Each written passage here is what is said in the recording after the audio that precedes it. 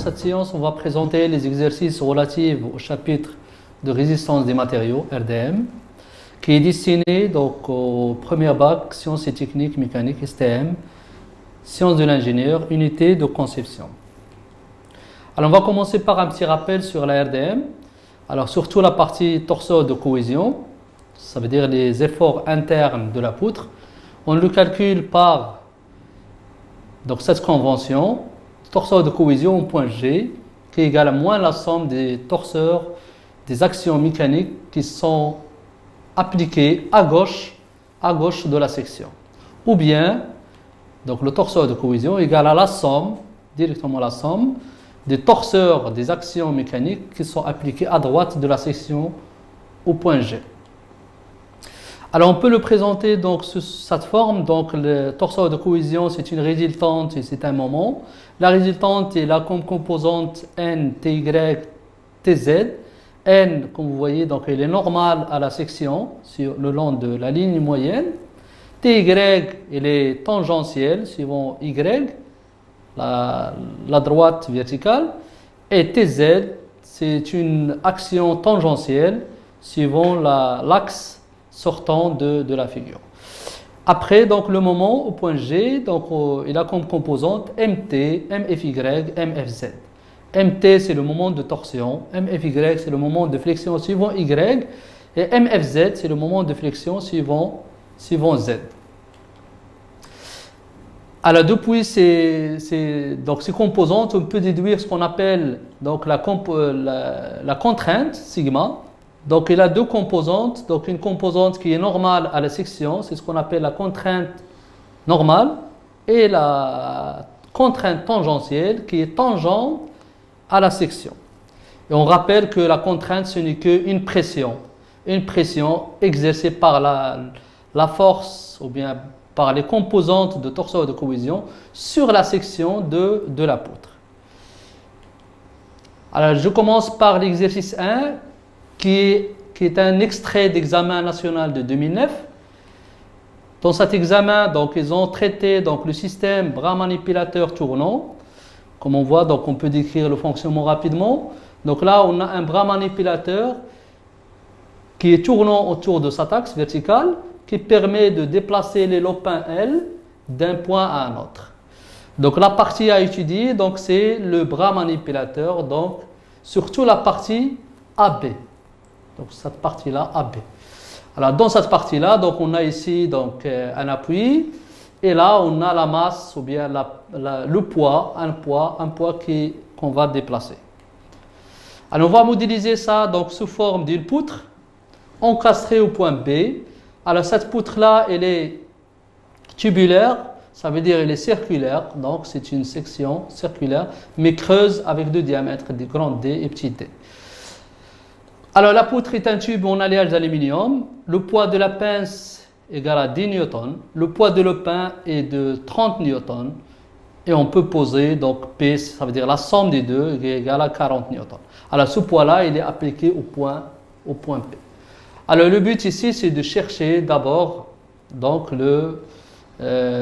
l'action à l'encastrement. Alors les questions, c'était donc B1, B2, B3, B4, B5. Alors on va déterminer d'abord les actions mécaniques au point B, donc en ce point-là, en utilisant surtout donc, le principe fondamental de la statique. Après, il faut écrire l'équation de l'effort tranchant TY et déterminer sa valeur le long de la poutre, ça veut dire sa variation. Écrire l'équation de moment MFZ et déterminer aussi sa valeur le long de la poutre. Alors ces deux questions-là, ce sont le torseur de cohésion, ça veut dire les efforts internes de la poutre. Après, il faut tracer TY et MFZ pour déduire la section la plus sollicitée, ça veut dire là où on a le maximum, surtout de MFZ.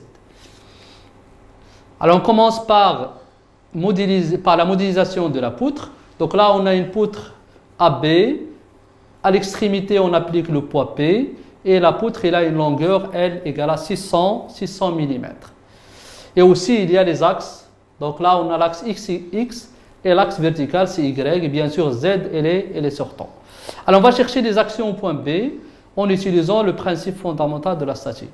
Alors on a au point A, on a appliqué, donc on a le torseur de poids qui a comme composante suivant x0 pour la résultante, moins p pour suivant y, et on a suivant z c'est 0, et aussi pour le moment c'est égal à 0, puisque le poids il s'applique au point A, ça veut dire le moment de poids au point A c'est égal à 0, c'est pour cela qu'on a mis le 0.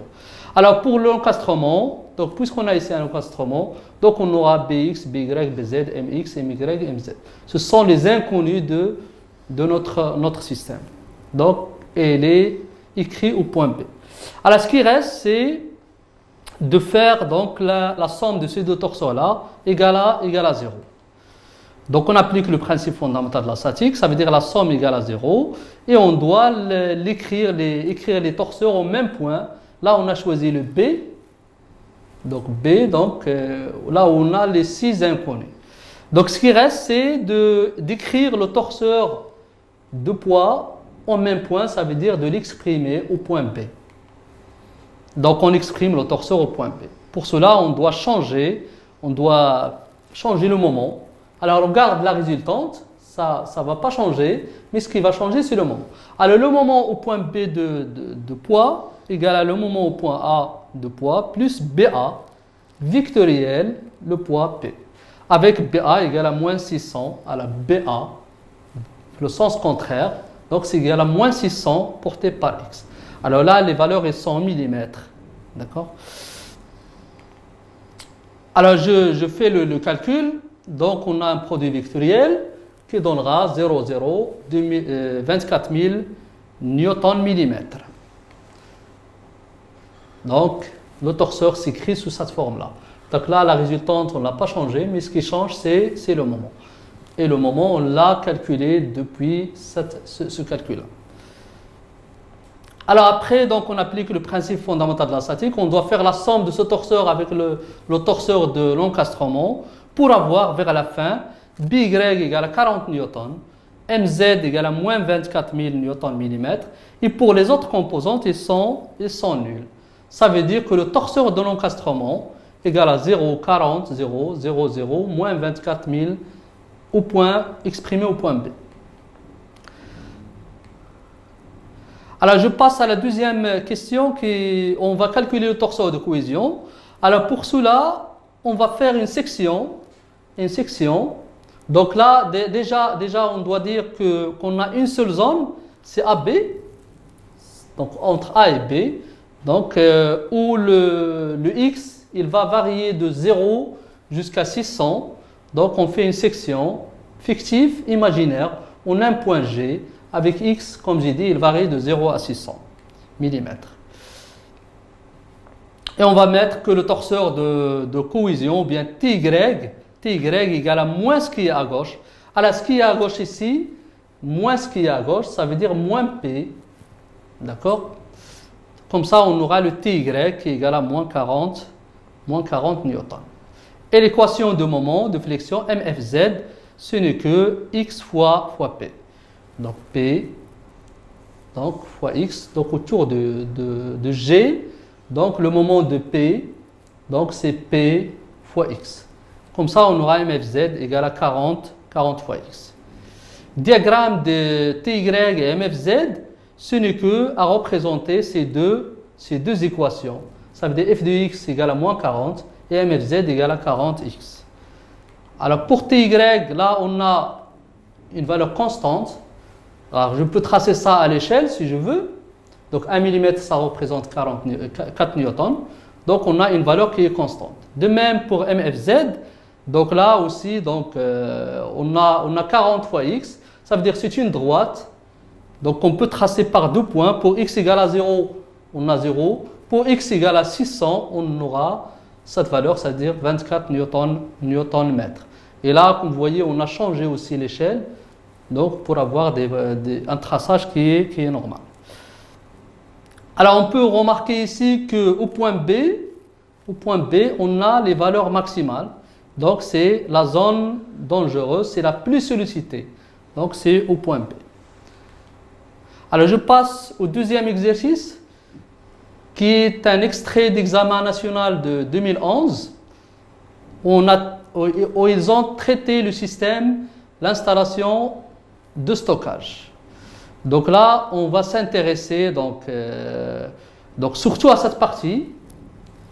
Pour notre étude RDM, on s'intéresse à cette vis sans fin qu'on a ici, qui est donc au mouvement à l'aide de ce moteur réducteur qu'on a ici à l'extrémité. Alors pour la modélisation, c'est la tâche 2. Donc on assimile la vis à une poutre cylindrique de poids négligeable. Donc on néglige le poids, de diamètre D et de longueur L égale à 10 mètres, soumise à une charge répartie. Donc une charge répartie, charge linéique, Q égale à 494 newtons par mètre. Alors la charge répartie, ce n'est qu'une charge qui varie en fonction de la longueur. Par exemple, si on prend une longueur d de x ici, donc la force exercée ou bien la charge exercée sur cette longueur d de x, ce n'est que q fois d de x. Donc si on prend 1 mètre, par exemple, de longueur, 1 mètre de longueur, on aura sur ce 1 mètre de longueur une charge de 494 newtons.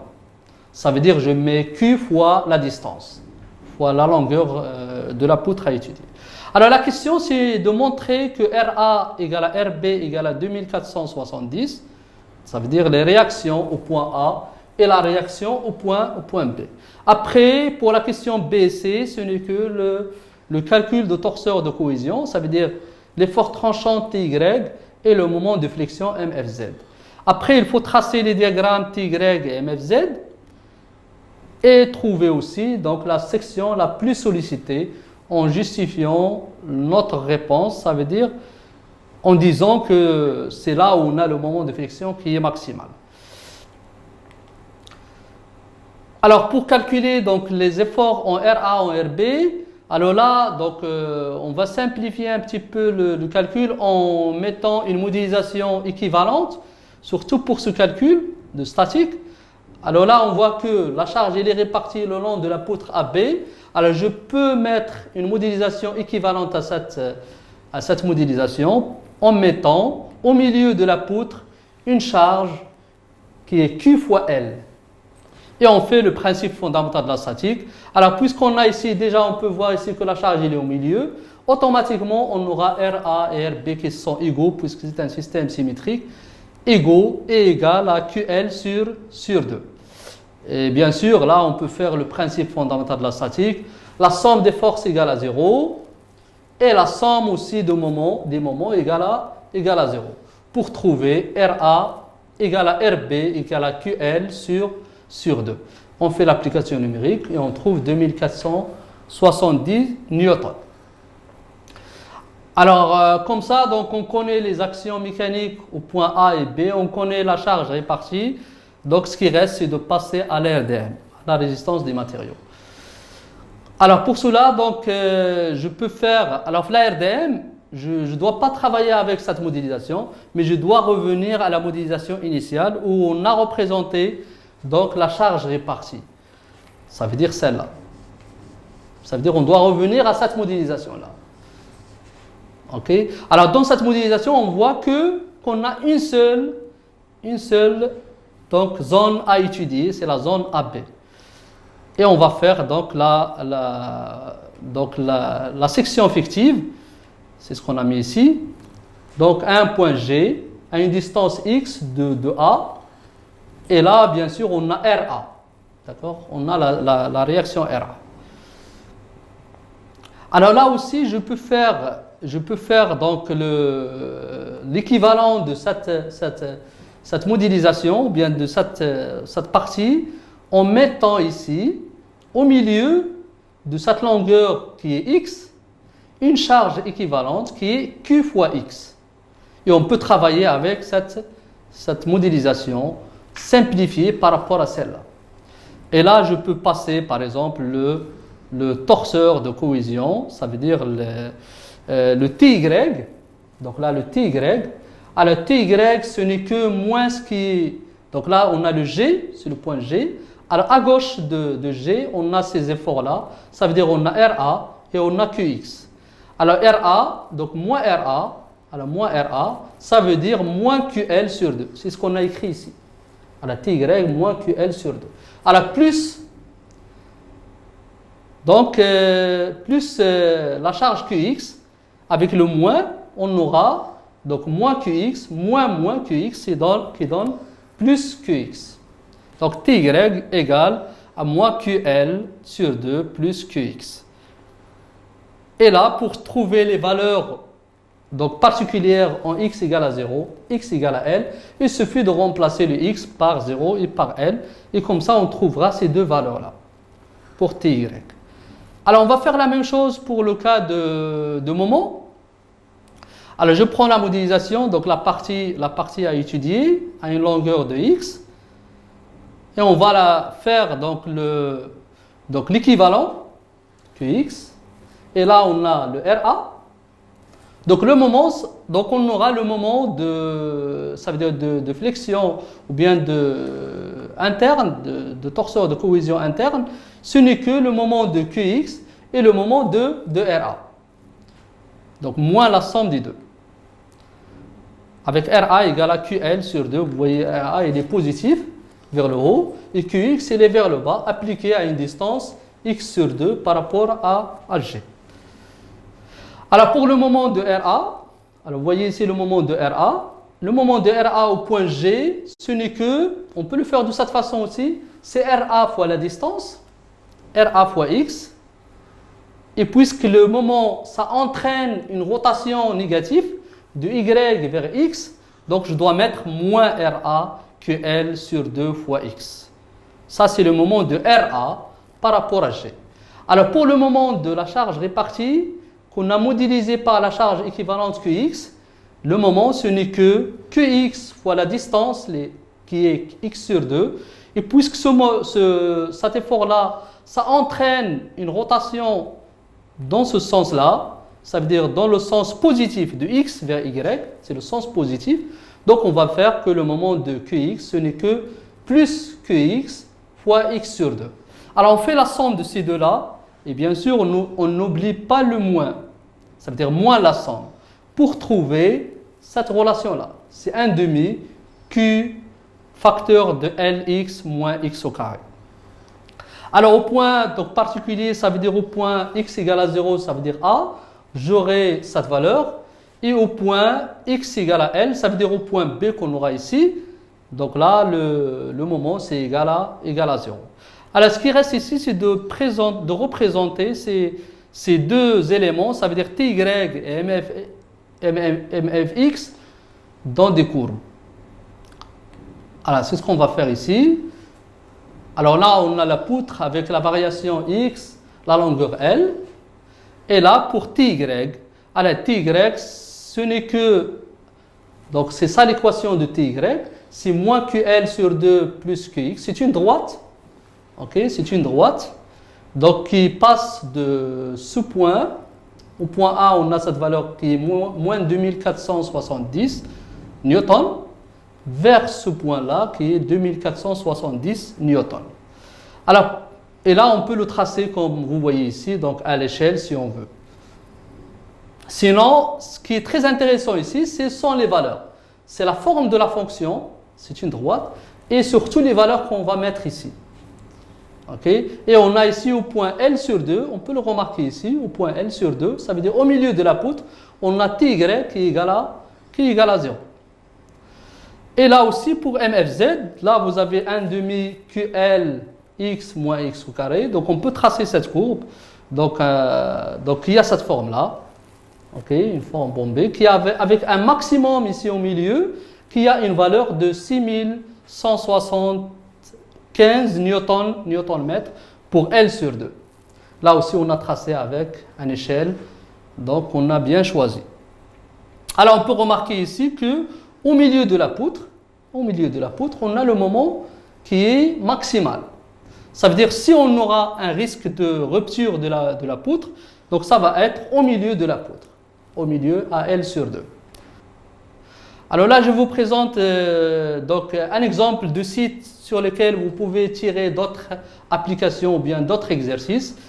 Et vers la fin, donc je vous souhaite bon courage et bonne santé à tous.